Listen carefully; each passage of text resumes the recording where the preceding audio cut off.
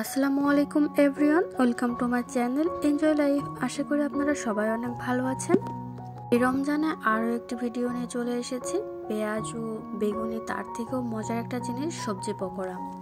সবজি পকোড়া খেতেও মজার আর এবং হেলদিও। সবজি পকোড়া কে কে পছন্দ করেন অবশ্যই আমাকে কমেন্ট বক্সে জানাবেন। আমার কিন্তু অনেক পছন্দের, এই জন্য আমি প্রায়শই করে থাকি এই সবজি পকোড়া। অনেক সহজ এবং অল্প উপকরণে খুব মজাদার একটি রেসিপি। আপনি যদি আমার চ্যানেলে নতুন হয়ে থাকেন অবশ্যই চ্যানেলটিকে সাবস্ক্রাইব করবেন প্লিজ, পাশে থাকা বেল আইকনটিকেও ক্লিক করে দেবেন। আর এই মজার রেসিপিটি শিখতে হলে ভিডিওর প্রথম থেকে শেষ পর্যন্ত আমার সাথেই থাকবেন। কথা না বাড়িয়ে চলুন তবে শুরু করে এই মজার রেসিপিটি। আজকের এই মজাদার সবজি পকোড়া আমি তৈরি করছি পালং শাক দিয়ে। পালং শাকগুলো প্রথমেই খুব ভালো করে পরিষ্কার করে নিয়েছি এবং কুচি কুচি করে স্লাইস করে নিয়েছি। ঠিক এরকম করে স্লাইস করতে হবে। আর অবশ্যই শাকটা থেকে পানিটাকে খুব ভালো করে ঝরিয়ে নিতে হবে। এখানে মাঝখানে দিয়ে দিলাম কিছুটা পরিমাণে বেসন। যতটুকু বেসন দিয়েছি তার হাফ পরিমাণে দিয়েছি চাউলের গুঁড়ি। বেসন আর চাউলের গুঁড়ি আপনি শাকের অনুমান করে দেবেন। দিয়ে দিলাম কাঁচামরিচ কুচি, লাগছে পেঁয়াজ কুচি। পেঁয়াজ কুচিটা একটু বেশি পরিমাণে দিতে হবে। স্বাদ মতো লবণ দিয়ে দিচ্ছি জিরা গুঁড়া, ধনিয়া গুঁড়া, শুকনো মরিচের গুঁড়ি, হলুদের গুঁড়ি, সামান্য একটু খাবার সোডা। সর্বশেষ উপকরণ দিয়ে দিলাম কর্নফ্লাওয়ার, যাতে সবজি পকোড়াটা খুব ক্রিস্পি হয়। এরপর সবগুলো উপকরণ হাত দিয়ে খুব ভালো করে মাখিয়ে নিতে হবে। এখানে একটুও পানি ইউজ করা যাবে না, শাক থেকে পানি বের হবে। একটু চাপ দিয়ে মাখালে শাক থেকে পানি বের চলে আসবে। কিছুক্ষণ পর দেখতে পারবেন এরকম পর্যায়ে চলে আসবে। এটাকে 2 থেকে 3 মিনিট মাখালে এরকম আঠালো একটা ডো তৈরি হয়ে যাবে।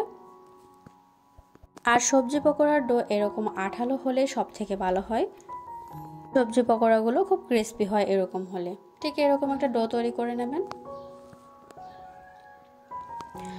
এ পর্যায়ে চুলায় একটি প্যান বসিয়ে দিলাম। প্যানটা একটু গরম হয়ে গেলেই দিয়ে দিলাম তেল। এক্ষেত্রে আপনাকে ডুবো তেলে ভাজতে হবে না, সামান্য পরিমাণ তেল নিলেই হয়ে যাচ্ছে।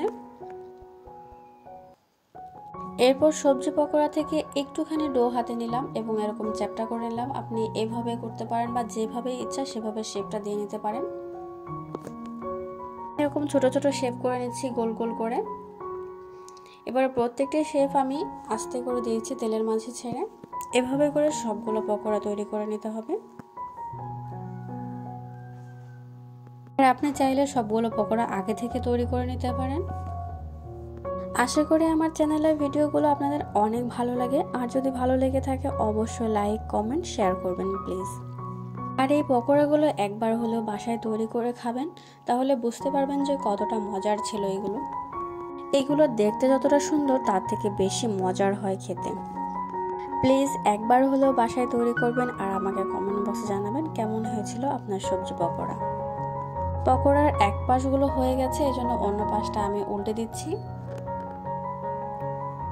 ভিডিওর মধ্যে আমি সবসময় বলে থাকি, যদি আপনারা কোথাও ভালো করে বুঝতে না পারেন অবশ্যই কমেন্ট বক্সে আমাকে জানাবেন। আমি চেষ্টা করব আপনাদের খুব ভালো করে বুঝিয়ে দেওয়ার জন্য। প্রত্যেকটা ভিডিও করার সময় আমি নতুনদের কথা মাথায় রাখি। যারা নতুন রান্না শিখতে যাচ্ছেন তাদের জন্য খুব সহজ উপকরণগুলো আমি ট্রাই করার চেষ্টা করি।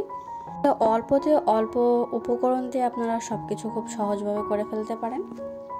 পকোড়াগুলো এপাশ ওপাশ করে সব পাশ ভাজা হয়ে গেছে, এই জন্য দেখতে পাচ্ছেন কালারটা কতটা সুন্দর চলে এসেছে। এটা খুব ক্রিস্পি হয়েছে এবং খেতেও খুব দারুণ হয়েছে। আমি এগুলো তুলে নিচ্ছি এবং নতুন করে আরও দিয়ে দিচ্ছি।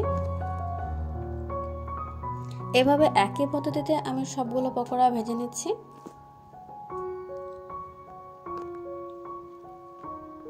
নতুন কোনো রেসিপি জানতে চাইলে অবশ্যই আমাকে কমেন্ট বক্সে জানাবেন। আমি চেষ্টা করব খুব সহজ পদ্ধতিতে অল্প উপকরণে আপনাদের রেসিপিগুলো শেয়ার করার জন্য।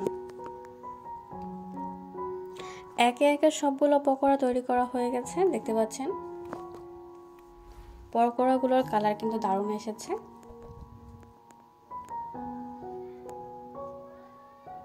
পকোড়া তৈরি করা হয়ে গেছে, এখন আমি একটা পাত্রে পরিবেশন করে দিচ্ছি। আমি আপনাদের সাথে একটা ভেঙে শেয়ার করছি, কতটা ক্রিস্পি হয়েছে দেখলে বুঝতে পারবেন। আশা করি আমার চ্যানেলের ভিডিও আপনাদের অনেক ভালো লাগে। আর যদি ভালো লেগে থাকে অবশ্যই লাইক, কমেন্ট, শেয়ার করবেন প্লিজ। মূল্যবান সময় নষ্ট করে এতক্ষণ আমার সাথে থাকার জন্য অসংখ্য ধন্যবাদ। আজ এ পর্যন্তই। আল্লাহ হাফেজ। আসসালামু আলাইকুম।